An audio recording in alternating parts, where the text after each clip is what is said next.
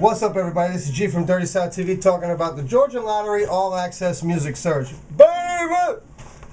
As many of you know, Dirty South TV went down to Macon. You know, they had their auditions in Macon, Savannah, Columbus, and Atlanta. 4 different, cities in Georgia. And we went down to Macon. That was the city we chose. And we were very, very impressed. We went down there thinking we were going to see who did it and ran, but it was very impressive. It was quite the opposite of what we thought. Class act operation from the word go. The only thing we had and continue to have to today a problem with is someone in the Georgia Lottery or someone who they put it in control of doesn't understand music genres too well. Pop R&B is not a music genre. R&B is a music genre.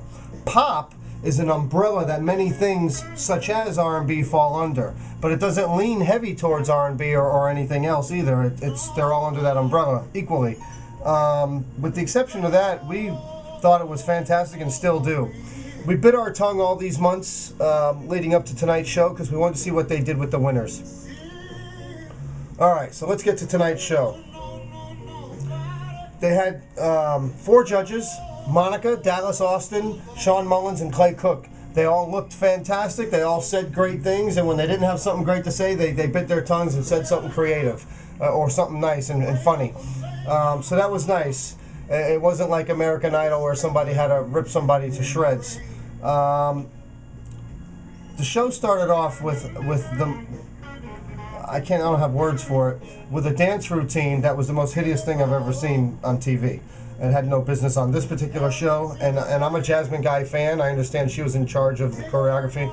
I don't know what that was, but let's please never do that ever again. It was terrible. It was horrific. It was the worst part of the show by far. On the flip side of that, the commercials in between the show were phenomenal. All music related, all done by the Georgia Lottery people. There was the one where the white guy sings to his roommate about his toothbrush falling in the toilet bowl. It's hysterical.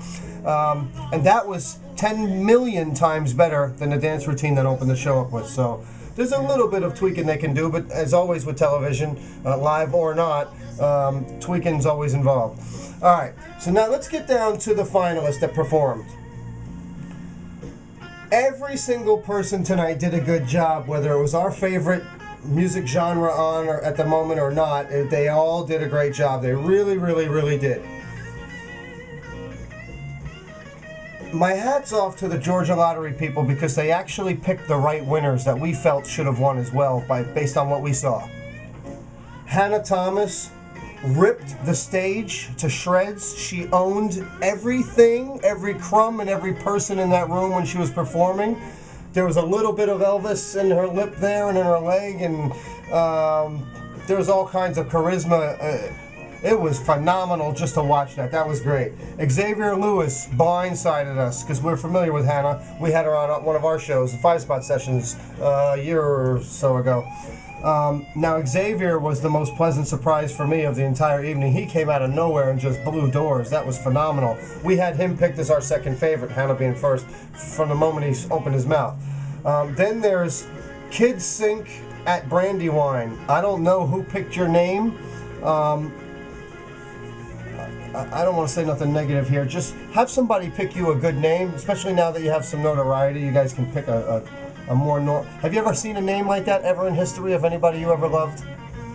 Does that name ring any bells in your head that you've ever heard anything like that from anyone else? No. Well, there's a reason. Pick another name. And then there's who else was it? The Key. The Key was good. They were a pleasant surprise too.